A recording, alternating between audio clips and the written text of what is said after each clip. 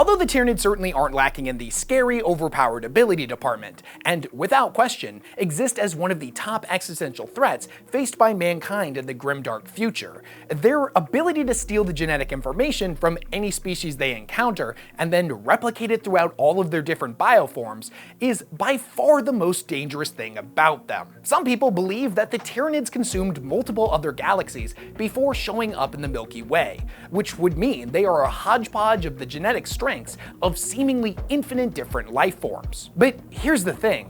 Did you know that in some of the Tyranid units, we can trace a direct lineage back to many of the more prominent species found in our own galaxy? And autopsy reports by the Magos Biologists of the Adeptus Mechanicus have shown some pretty alarming results that spell bad news for humanity. But which Tyranid units are we specifically talking about, and what kind of strengths did they gain from the stolen DNA? Is it possible that as the war for our galaxy continues on into the future, we could see even more strange and bizarre bioforms derived from even more of mankind's enemies? And what would happen if they managed to assimilate the one species in the galaxy that seems to be their hard counter? Well, in this video, we're gonna get into all that and a whole lot more. But before we go any further, this video is sponsored by Tacticus, a free-to-play tactical combat game set in the grimdark universe of Warhammer 40,000. And the big news this week is that everyone's favorite psychic space dinosaurs, the Tyranids, are getting their second playable hero, the Tyrant Guard, a colossal living shield impervious to even the heaviest of weapons. As a hybrid support tank, this big guy does everything.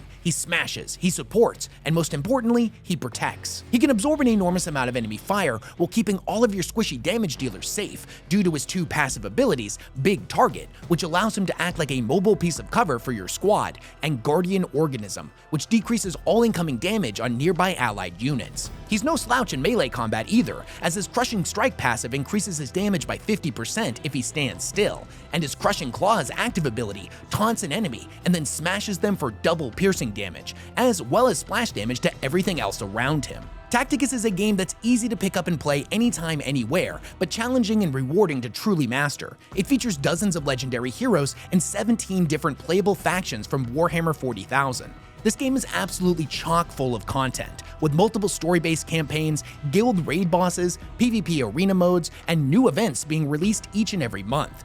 Download the game for free today by clicking on the link in the description of this video or scanning my QR code here on screen. And when you do, make sure to use my code Weshammer2023 to get some awesome free rewards. Big thanks to Warhammer Tacticus for sponsoring this video.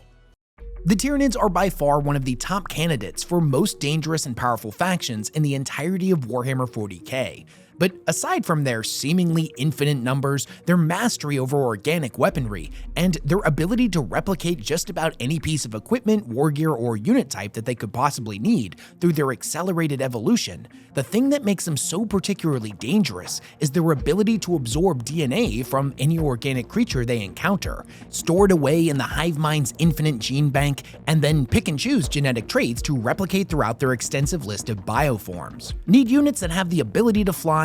No problem. Just munch down on a bunch of birds or sentient avian species and replicate that trait through a bunch of your organisms, and now you've got something like Tyranid gargoyles. Are the Tyranids going to be invading an aquatic world with civilizations that exist deep below the ocean? No problem, just munch down on a bunch of fish and take those gills and fins and start slapping them on all of your different units. Hell, the early lore stated that the very first Tyranids encountered didn't actually use anything resembling a firearm. That's something they picked up from encountering species in our galaxy, as we here in the Milky Way sure do love blowing each other up with the biggest guns possible. Ain't nothing better. There are 4 known Tyranid bioforms that can trace their lineage back to a faction within 40k. These are the Zoanthropes, the Biovores, the Tyrant Guard, and the Gene Stealers. The organisms known as the Tyrant Guard are bodyguards, designed for the singular purpose of protecting the Tyranid leader units such as the Hive Tyrants. Each and every one of them is a massive hulking monstrosity of chitinous armored plates and huge scything blades or crushing claws. They basically exist as an impassable deadly obstacle to anything that would threaten their generals. They are staunchy, stubborn, and immovable.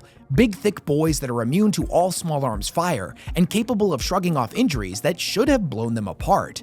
A fun fact, these guys don't even have eyes, as eyes represent a weak point in their armored defense that the enemy could potentially get a shot through on. They are so rooted in their singular purpose that they actually become something of an extension of the Hive Tyrant's body. The highly sophisticated synaptic control of their leader unit, alerting them instantaneously to the direction of incoming attacks the moment they are detected. They're scary enough on their own, but this gets kicked up to 11 if somehow the enemy is able to take out the Hive Tyrant that they're protecting.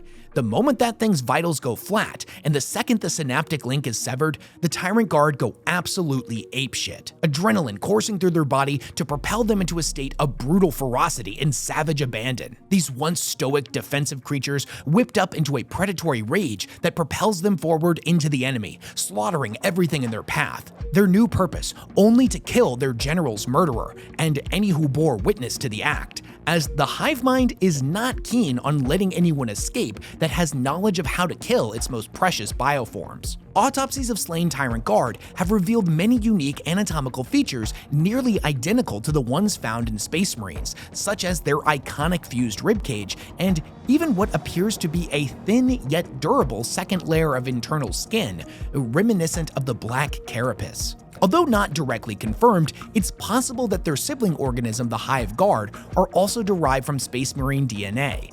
And although we haven't seen any indication that the hive mind has created such creatures yet, with the introduction of the Primaris Marines, it's also likely that a new form of guard unit derived from them is on the horizon.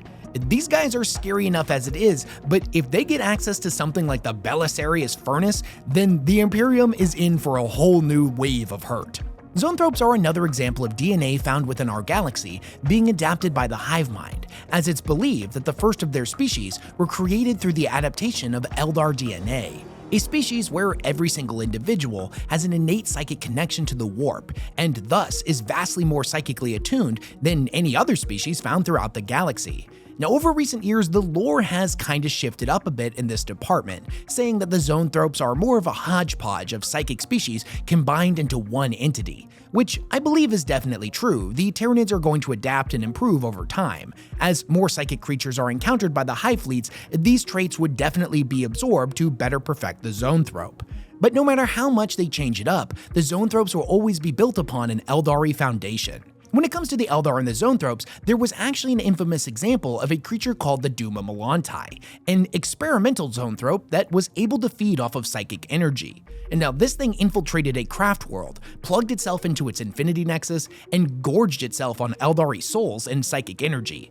Although this creature has not been seen again since the fateful day that it destroyed this craft world, it is believed that the units known as Neurothropes are its direct descendants, meaning that these guys are made not just from the genetic material of Eldar, but also their spiritual essence as well, as that's what their forefather fed on. When it comes to the Orcs, however, their DNA was used to create the creatures known as Biovores, the most commonplace and iconic of all of the Tyranid artillery units. And you know, after I sat down to compile all this information to make this video, I noticed something for the first time, and I can't believe it took almost 20 years for me to see it. The old Biovore models 100% had orc faces, complete with their iconic little underbite and everything.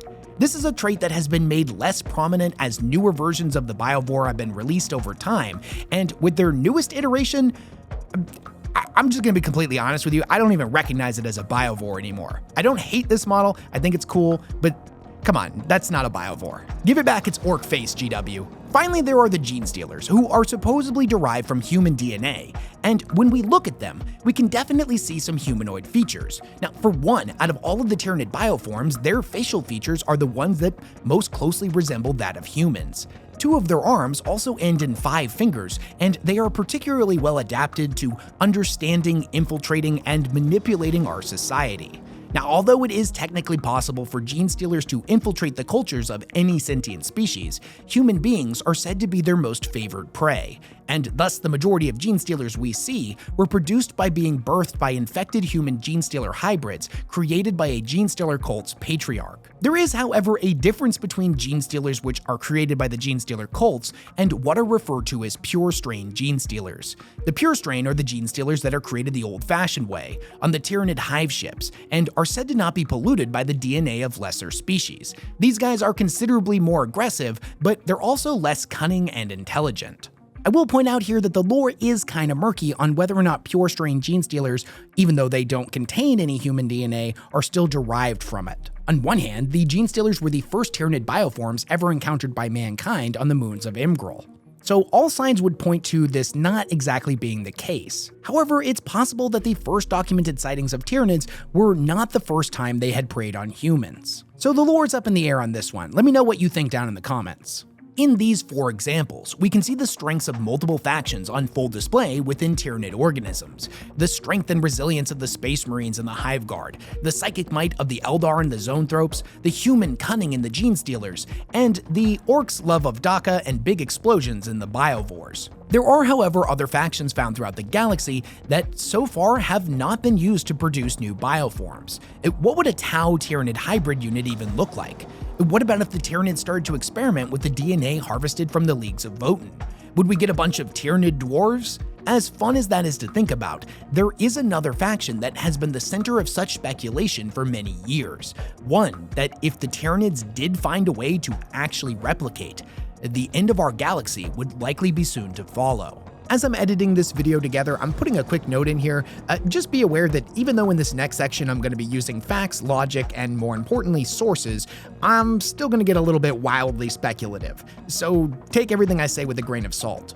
For many years now, people have claimed that the Necrons exist as the perfect counter to the Tyranids, as the bugs have no ability to absorb the necrodermis, the living metal that all Necrons are made from. This is a pretty big deal, as since they can't consume them, they can't get any biomass from them, and more importantly, any kind of genetic information to add to their gene banks. As far as I'm aware though, this is technically unconfirmed. I've been trying for years and have yet to find a definitive source that says it's absolutely true, that the Tyranids have no ability to eat the Necrons. However, the idea is not exactly very far-fetched, and we can see why it's gained such popularity. Tyranids consume organic matter above everything else. That is where they get the most value from. However, in older lore, they would stick around on a planet's surface for longer periods of time in order to literally strip everything they possibly could, eating large portions of the planet's crust, including rocks and stone, trying to find trace mineral deposits.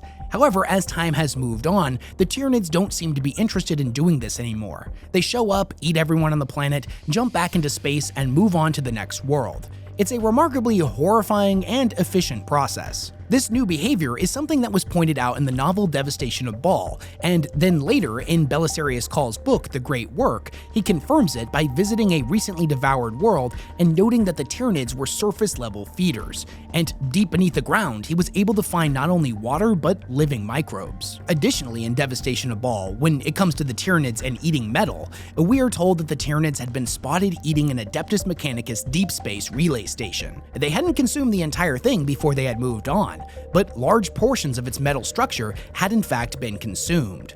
Was this just a late-night snack, an appetizer before moving on to the main course, or was there something more to it? With the aforementioned source in hand, we can confirm that the Tyranids absolutely can eat metal, and because of this, they most likely can eat Necrons as well. Although, due to the fact that we don't 100% understand the molecular makeup of necrodermis, we don't know if they would actually gain anything from this. Certainly not any kind of genetic material that they would be able to replicate.